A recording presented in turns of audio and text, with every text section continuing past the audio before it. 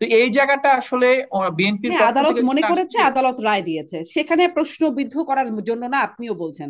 তাহলে সমস্যা কি? আদালতের রায় দিয়েছে, আদালতের রায় বাস্তবায়ন হবে। চট্টগ্রামে যেভাবে বাস্তবায়ন হয়েছে, সমস্যাটা কোথায়?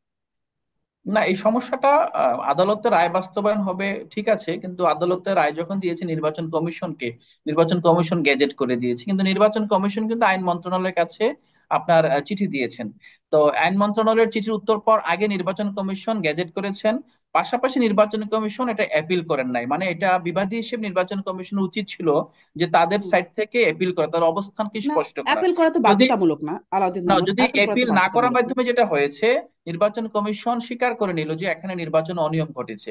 এখন নির্বাচন কমিশন যেখানে স্বীকার করে নিয়েছে নির্বাচন অনিয়ম ঘটেছে, তখন কিন্তু আমরা এই অনিয়মের নির্বাচনের ফল হিসেবে কিন্তু কাউকে আপনার মানে নির্বাচিত ঘোষণা করা যায় না, এটা মানে কন্ট্রাডিক্ট। একই যাত্রায় দুই ফল কেন? শাহাদাত, চট্টগ্রামের মেয়র শাহাদাত তিনি যেতে শাহাদাতের পারেন। ব্যাপারটা এমন অবস্থা, এমনটা সময় হয়েছে, এই সময়টা আমার মনে হয় সরকার বিভিন্ন জায়গায়, ওই সময়টাই মূলত হুম। মবের সময় ছিল, যে সময়টা গভর্নমেন্ট আসলে মানে বিভিন্ন জায়গায় সংহত হতে পারে নাই।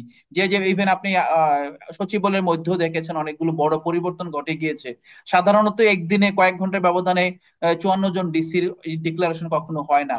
তো ওই সময়টার আর এই সময়টা আসলে আমরা কখনোই এক ধরতে পারি না। বাংলাদেশ এখন অগাস্ট সেপ্টেম্বর থেকে গত 9 মাসে একটা নিয়মতান্ত্রিক ধারার মধ্যে ইতিমধ্যে উত্তরণ ঘটে গিয়েছে। মানে আপনি কিসের যদি আবার, নিয়মতান্ত্রিক ধারা? আলাউদ্দিন মোহাম্মদ, আপনারা আন্দোলন করে আওয়ামী লীগকে বাতিল করে ফেলতে পারছেন, মানে এনসিপির নেতারা গিয়ে আন্দোলন করে, তখন তখন যমুনার সামনে আন্দোলন করা যায়। মানে আর বিএনপি যে ইস্যুটাকে মনে করবে সেই ইস্যুতে আন্দোলন করা, আহ, মানে না, আপনারা আমরা আমরা তো আন্দোলনের অ্যাকচুয়ালি ইস্যুটা বলি নাই জায়েজ, যে ওদেরটা আন্দোলন না করা জায়েজ। যাবে না। আমরা তো দলীয় ভাবে ব্যক্তিগত কোনোভাবে বলি না যাবে না। আপনি যেটা হুম। বললেন যে অবস্থানের পার্থক্যটা কোথায়, আমি আপনাকে যে জবাবটা দিলাম সেটা হলো যে এই আইনি জটিলতা এবং চারটা প্রতিষ্ঠানের যেই মুখোমুখি সংঘাতের মধ্য দিয়ে এটা ঠেকছে এসে একজন উপদেষ্টার কাঁধে, যে এই উপদেষ্টাকে সরাইলে সব সমস্যার সমাধান হয়ে যায়। ব্যাপারটা কিন্তু এই জায়গাটা থেকে একটা ইয়াটা আসছে। পরবর্তী দেখা গেল যে আমাদের একজন মানে সমন্বয়ক নাসিরউদ্দিন পাটোয়ারি, উনি তার বক্তব্যতে আবার পাল্টা একটা এটা রাজনৈতিক র‍্যাটরিক হিসেবে নিতে পারেন, উনি পাল্টা দিয়েছেন যে তাহলে আপনাদের তিনজন এখানে আছে তাদেরকে সরাতে হবে। যদিও এটা কিন্তু দলীয় অবস্থান না, এবং দল কখনোই বিবৃতি দিয়ে এটা বলে না যে আমরা এই তিনজন উপদেষ্টার পদত্যাগ চাচ্ছি। এটা একজন ব্যক্তি, একজন নেতা, হ্যাঁ অবশ্যই এটা দলের একটা আংশিক অবস্থান রিপ্রেজেন্ট করে, কিন্তু দল তো আপনার সিদ্ধান্ত নিয়ে সাধারণ সভা করে কিংবা কোনো আপনার মিটিং করে এই সিদ্ধান্ত দেয় নাই।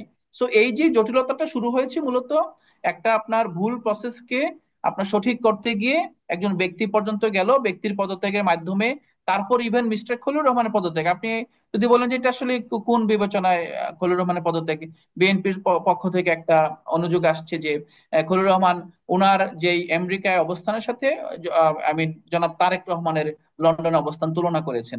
ও এটা কিন্তু আমরা সাধারণত কথার কথা হিসেবে অনেক সময় বলা যায়, কিন্তু এতটুকু যদি সংবেদনশীলতা না থাকে একটি দলের মধ্যে যে ওনার নাম উচ্চারণ করলেই, এবং এটা তো কোনো আসলে আপনি যদি দেখেন যে এই বিষয়টা এমন কোনো উদ্দেশ্য প্রণোদিত ভাবে করা হয় নাই, উচ্চারণ করলেই অবমাননা হয়ে যাবে, তাহলে তো আসলে আমরা যে পরিবর্তনের কথা বলছি, যে গণতান্ত্রিক সংস্কৃতির কথা বলছি, এটা সুদূর পরা হতে এটা বোঝা যায়।